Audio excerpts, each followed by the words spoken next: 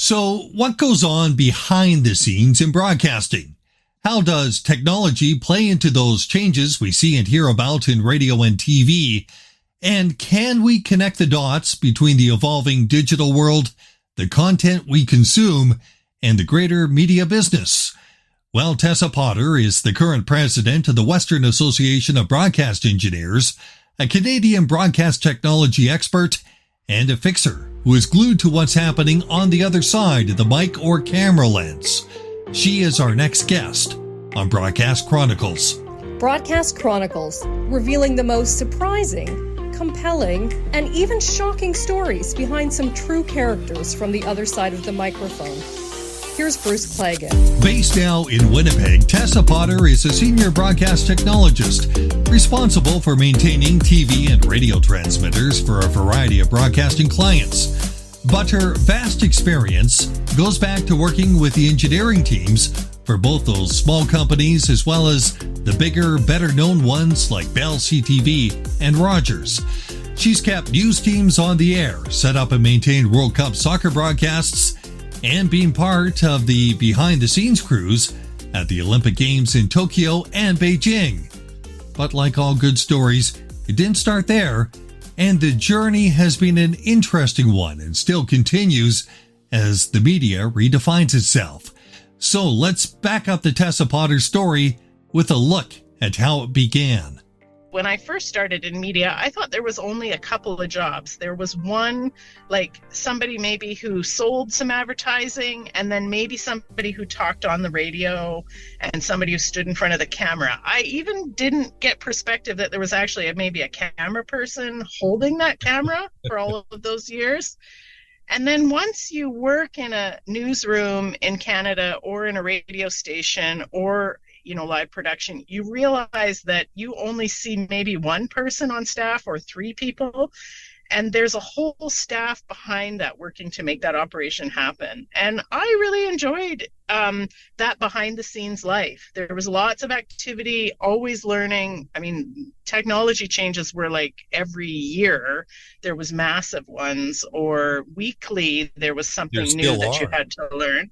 Yeah, it just goes, it never ends as far as a learning curve. And so that was really sort of how I cut my teeth, was in a newsroom, fly by the seat of your pants, and gotta be there, and many cameras, and also lots of equipment failures because people are operating this 24/7 business. And it really was, I think, one of the most valuable experiences, even if at the time I thought it was hard. Now, I'm going to compare this to the side I'm more familiar with, and that's working on the journalism side and the broadcasting side. But when I went into radio to begin with, and I came from a background, I'm a ham radio operator of many years, so I knew a little bit about technology. I came into radio out of a love for radio.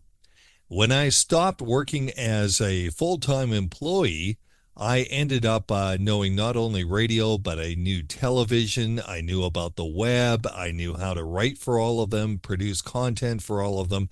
That's on the content side. I would imagine the same thing happens on the tech side, where you go in and at the very beginning of your career, you know a couple things, but now you are called upon to know so much more because there's more to know. Yeah, like I had an interest in music, and I had an interest in photography, like amateur photography at the time, and I had taken some courses, so I understood some lens and framing, and I appreciated good video and movies and things. But to really realize that once you come to the back end of media, that it was so vast, and the amount of knowledge that was from the person who stands up in front of the camera and what they're presenting and just getting dressed and makeup and all of that kind of presentation, as well as the skills by reading and how long and timing, and then to all the way back to, the transmitter that transmits. And then the extra step that really always interested me is that there was this it was also in government acts and regulation and CRTC, and it became a deep well of interconnected things that made that one media presentation possible. And I think it was always like you could never stop learning. It's so vast, and that continues today. I mean, we say that things are changing at a rapid pace, and they are. And there's all kinds of new things being discussed and workflows, and even how government is regulating it is, of course, in big discussion. But fundamentally, it's always been changing like that, and it's sort of it is very engaging in a lot of ways. Even if the hours are not regular, the days are very long. The tasks, there's never enough people to do them. I don't know that that's changed much over time. No, you still get the calls in the middle of the night, or the alarms that go off because something is not on air, it's dead. But there was one thing that changed a lot, and this is where I got to see it for the broadcast techs and the radio people I worked with. It was COVID, and when COVID came in, boy, they were hit with one big challenge, and that challenge quite often was fix it, make it work, and keep people at home if possible, and come up with a plan. Um, is that your experience too? Was Oh, that an extra challenge? absolutely. I mean, I think that COVID was a game changer across all industries. And for media, I think that we were already on a trajectory of a massive change, and that just prompted it to be at the forefront. And, we started to actually use certain IP technologies that we only discussed before or theoretically tried out, or maybe were in small tests in certain facilities. And now we were transitioning whole plants overnight to that technology while people are sitting at their house on their own internet. And so a lot of discoveries, I think, were made during that time. And then that has really changed how people are looking at how to do all of the workflows that we thought we had to have inside of a station, inside of a studio, are being debated now. And I think that that's sort of, it's both exciting and scary, but it has perpetuated a change that will not probably stop. We discovered a lot about ourselves and how we can work and how we can solve problems. What was the biggest take back for you technologically coming out of COVID, where you thought, you know what, if this could work during that, boy, it's going to change how we do things in the future. Is it the work from home type thing, or is it something else that was learned? I think, well, that's a good question. I think it was learned that some of the IP standards, whether it's NDI, SRT, that kind of thing, specifically SMPTE 2110, from a video transport, from an audio transport, they've already been doing a lot of that IP-based stuff in the studio. I think that the over the internet kind of delivering and sharing content became very clear that that was the method that will move us forward as far as connecting. The other thing about those technologies is they were all being developed before COVID. Some of them were being used, but I think now everybody is looking at them because they allowed us to stretch where we told stories from live in particular. Right. And that is something that I know that is being explored at all of the levels, including, oh, sorry, that's my timer going off. I think that is something that's being explored at all levels, from local news to big live productions, is we can extend. I just worked at the opening ceremonies for the Olympics. They extended the whole show along the Seine for 8 kilometers. It no longer was in a venue. And it is modern technology that allows that to happen. And It's still modern, cabled and wired, and it's still fiber, but there's a feeling that we can do more and get further distances, further from a creative standpoint than we've ever done before. I was just going to say, it's modern problem solving that came out of that and a different way of thinking. And I think you touched on much of that. When we take a look at what's happening in broadcasting, and we know all the challenges, the corporate challenges, and we've seen them and we hear about them all the time. But I often wonder if it's technology that leads or if it's the business side and the content side that leads. And I've almost come to the conclusion that it's technology. And technology, and we can learn even from our smartphones, technology is the way that we're going to consume information or consume a product, and everything else is going to catch up to that. How do you square that? Well, I would say that if we look back historically, and I won't be perfectly correct on all my history things, it always has been driving it. I mean, they created an FM receiver, they marketed it, it bit, and then it became, something that was ubiquitous. And then FM broadcasters pop up everywhere because they can get into consumers' homes. I mean, as old as the technology of, radio is, I think that its technology advancements always were driving where things were going. And right now, I think in a lot of ways, we said that content was king, which I agree with. Good content and consistent content and trustworthy content gets eyeballs and viewership and builds, relationships with people, and storytelling is important and all of those things. But unless you have a method to deliver it to somebody and a way to connect them, those voices, those stories can't really be heard. So I think the technology leads in a lot of ways. That might be where I'm sitting. But I do notice that a lot of, the stories and the history behind the industry, especially in Canada, were about technology innovators pushing boundaries. And those boundaries are what led to new adoption by consumers, new marketplaces, and that kind of thing. So I do feel like the technology does drive the industry forward. It's interesting that you say that. And I almost look at the smartphone, and I wonder, because I update my smartphone every 2 years, like a lot of Canadians do, in 2 or 3 years. And I think if it's going to be able to do this for me and make it convenient, I want to be able to consume everything on that, including video. And that video has got to be good quality video, because you know what? Guess what? My phone's pretty good quality now too.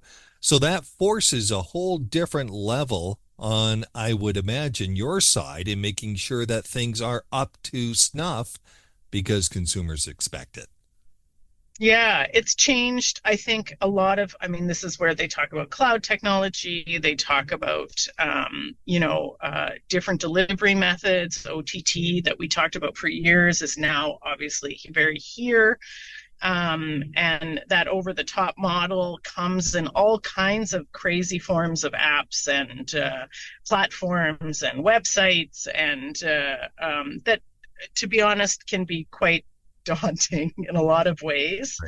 Right. And the technology behind it is also sort of daunting, even from a technical side of it. It's changing rapidly. The players who provide the services, whether it's on-premise, off-premise, all of these kind of technology terms that get thrown around for where hardware is or whether there is hardware or not. That is changing so rapidly, I find it daunting to keep up with it from just even a reading standpoint. The most learning I do is when I'm actually on a project and getting to be a part of it and actually use some of my old school troubleshooting or learning skills to help myself kind of get perspective of like, oh, this is what this technology really is, because the reading can feel overwhelming. It's changing so much. But I think that when I see the trajectory of technology and how in my career it's changed so much, I look at anybody starting in media right now, knowing that they're going to have sort of the same journey, and things that I'm talking about may become like the VTR of, of the next 10 years. So I definitely respect that technology change over the years, and, still visiting AM transmitter sites occasionally and seeing that technology that's quite a bit older than things I'm working with now, and yet, still in use. So I also know that this is like a very long kind of timeline for these transitions, even though the timelines feel like they're speeding up.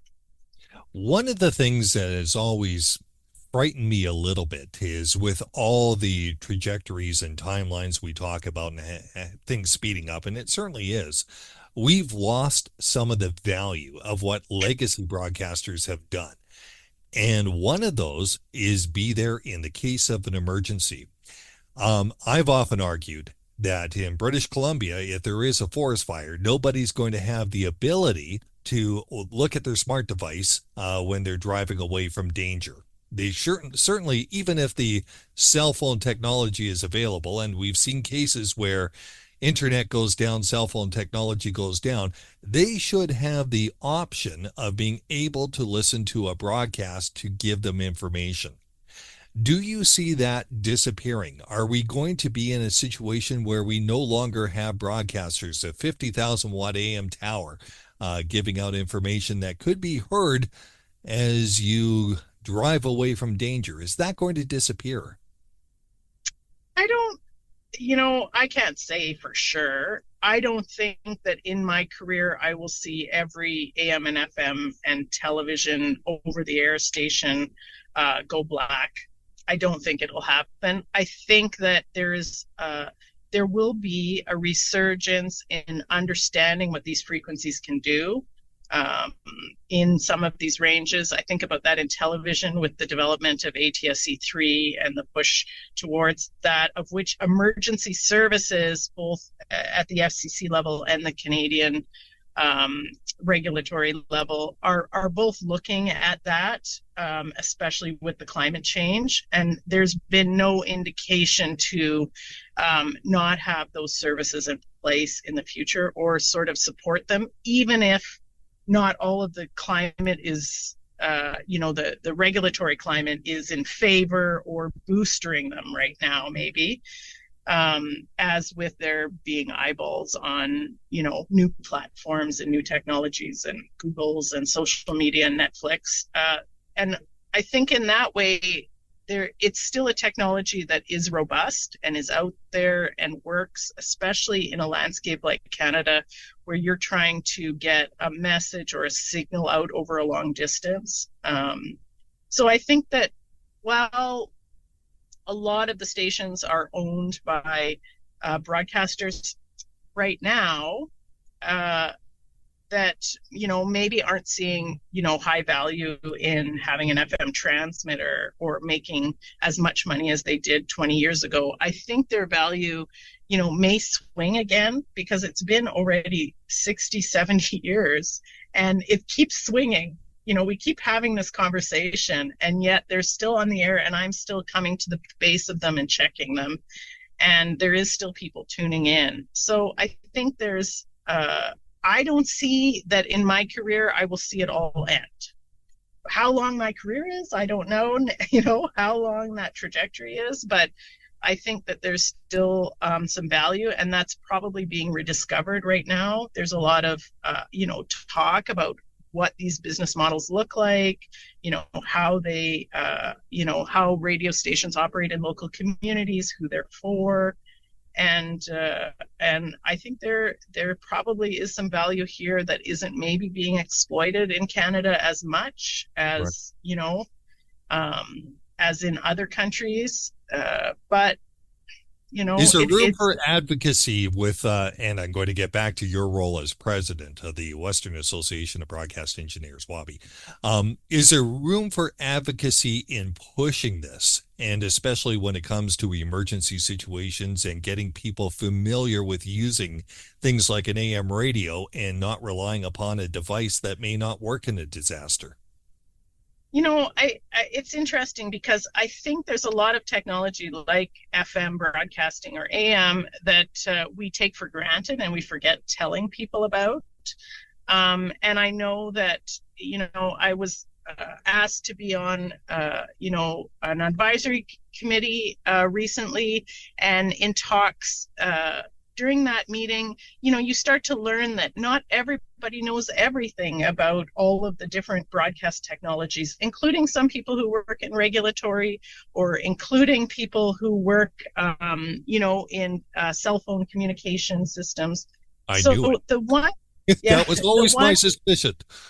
Yeah, the one thing that I think I'm starting to really learn is that the value of something like WABI and what we're trying to do, which is to hold a local regional gathering where people who work and have businesses and are in Canada and working in the region and thinking about solutions for our region and know the people who are here in the marketplace.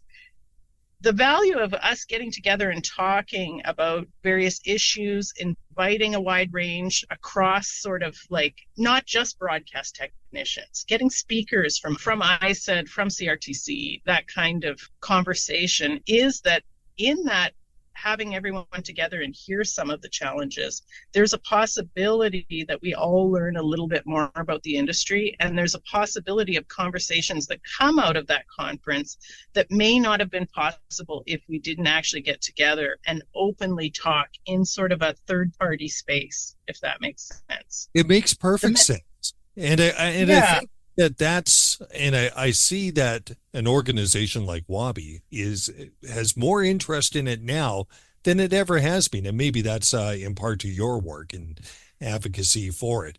But I mean, that is going to be the future, is it not, of Canadian broadcasting, people coming together and looking at things in a different way?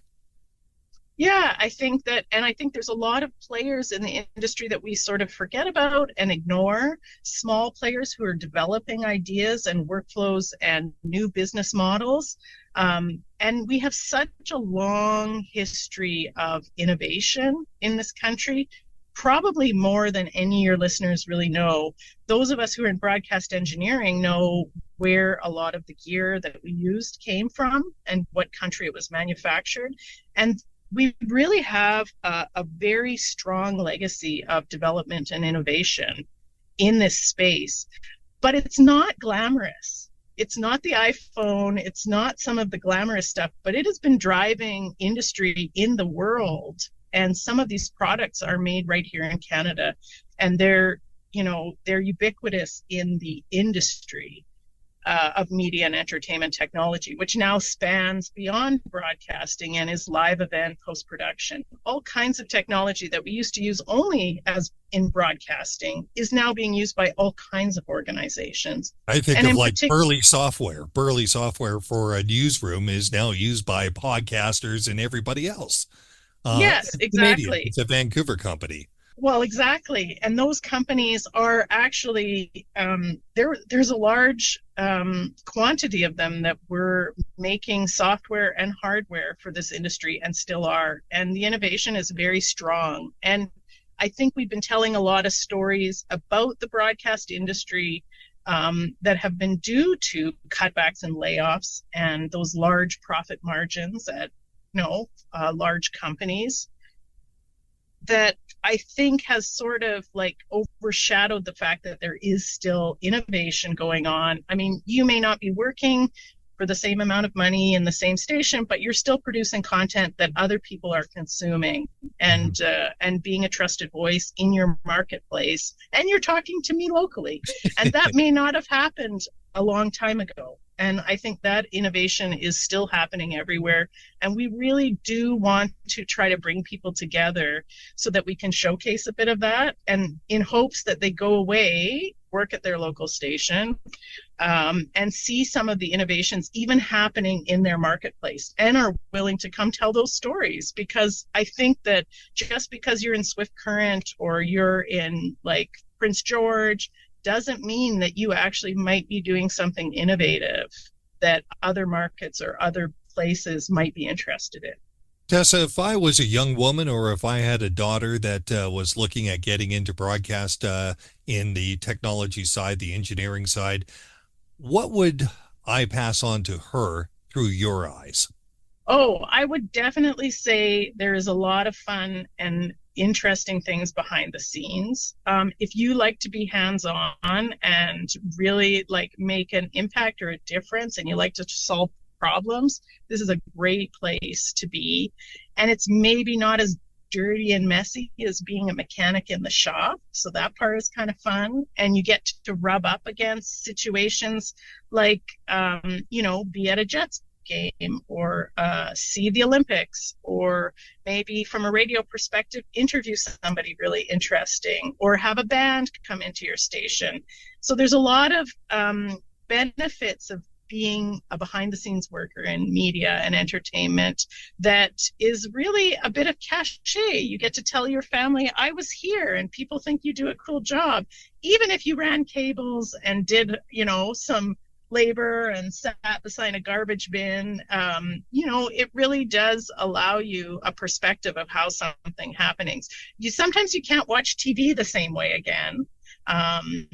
But at the same time, it does make you appreciate really good production when you see it. And it also makes you appreciate news and people who are telling stories in your community, because it is work. One should also note that Tessa continues to give back to the industry, not only through encouraging others to connect with the Western Association of Broadcast Engineers, but also as a subject matter expert and continuing education instructor at SAIT, the Southern Alberta Institute of Technology. And as much as she talks about those great Canadian contributors to broadcasting technology, Tessa Potter is one who helps redefine how video, TV, and radio is and will be consumed now and in the future.